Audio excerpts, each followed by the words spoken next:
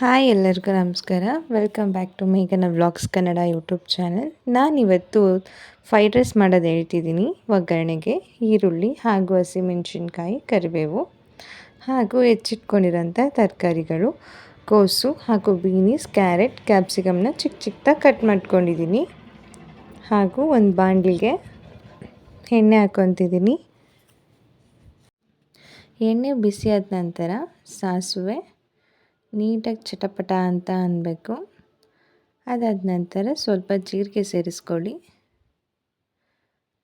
ಆಮೇಲೆ ಸ್ವಲ್ಪ ಕರಿಬೇವು,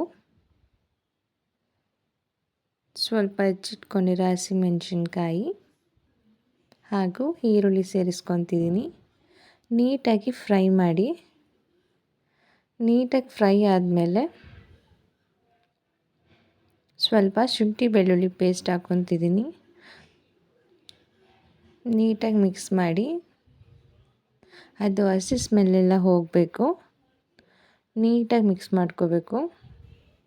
ಅದಾದಮೇಲೆ ತರಕಾರಿಗಳು ಹಾಕ್ಕೊತಿದ್ದೀನಿ. ಕ್ಯಾಪ್ಸಿಕಮ್ಮು, ಚಿಕ್ಕದಾಗಿ ಹೆಚ್ಚಿಟ್ಕೊಂಡಿರೋ ಕ್ಯಾರೆಟ್ ಹಾಗೂ ಚಿಕ್ಕದಾಗಿ ಹೆಚ್ಕೊಂಡಿರೋ ಬೀನೀಸ್ ಹಾಗೂ ಕೋಸು. ಅದು ಚೆನ್ನಾಗಿ ಫ್ರೈ ಆಗಬೇಕು. ಅಲ್ಲಿವರೆಗೂ ನೀಟಾಗಿ ಫ್ರೈ ಮಾಡ್ಕೊಳ್ಳಿ. ಅರ್ಧಂಬರ್ಧ ಬೆಂದರೆ ಚೆನ್ನಾಗಿರಲ್ಲ ಫ್ರೈಡ್ ರೈಸಿಗೆ. ಹಾಗಂತ ಫುಲ್ಲು ಬೇಯಬಾರ್ದು. ಒಂದು 3/4% ಫ್ರೈ ಆಗಬೇಕದು. ಚೆನ್ನಾಗಿ ಫ್ರೈ ಮಾಡ್ಕೊಳ್ಳಿ. ಹಾಗೆಯೇ ನೀಟಾಗಿ ಆ ಥರ ಫ್ರೈ ಆದಮೇಲೆ ಉಪ್ಪು ಸೇರಿಸ್ಕೊಳ್ಳಿ. ಉಪ್ಪು ಸೇರಿಸ್ಕೊಂಡು ಮತ್ತೆ ನೀಟಾಗಿ ಫ್ರೈ ಮಾಡ್ಕೊಳ್ಳಿ. ಎಲ್ಲ ತರಕಾರಿಗೂ ನೀಟಾಗಿ ಅಬ್ಸರ್ವ್ ಆಗಬೇಕು ಉಪ್ಪು. ಆ ಥರ ನೀಟಾಗಿ ಫ್ರೈ ಮಾಡ್ಕೊಳ್ಳಿ.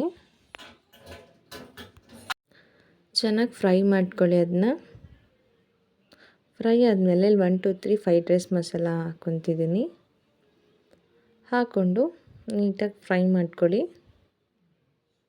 ಚೆನ್ನಾಗಿ ಫ್ರೈ ಆಗಬೇಕದು.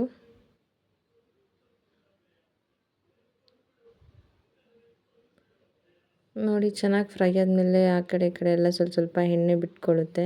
ನೀವೇ ನೋಡ್ತಿರ್ಬೋದು. ಅದಾದಮೇಲೆ ಪೆಪ್ಪರ್ ಪೌಡರ್ ಹಾಕ್ಕೊತಿದ್ದೀನಿ. ಸ್ವಲ್ಪ ಹಾಕ್ಕೊಳ್ಳಿ. ಅದಾದಮೇಲೆ ಅದನ್ನ ಫ್ರೈ ಆದಮೇಲೆ ಮೇಲ್ಗಡೆ ಕೊತ್ತಂಬರಿ ಸೊಪ್ಪು ಹಾಕ್ಕೊತಿದ್ದೀನಿ.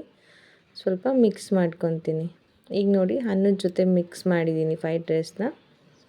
ಎಷ್ಟು ಚೆನ್ನಾಗಿದೆ. ಒಂದು ಸಲ ಟ್ರೈ ಮಾಡಿ ನೋಡಿ.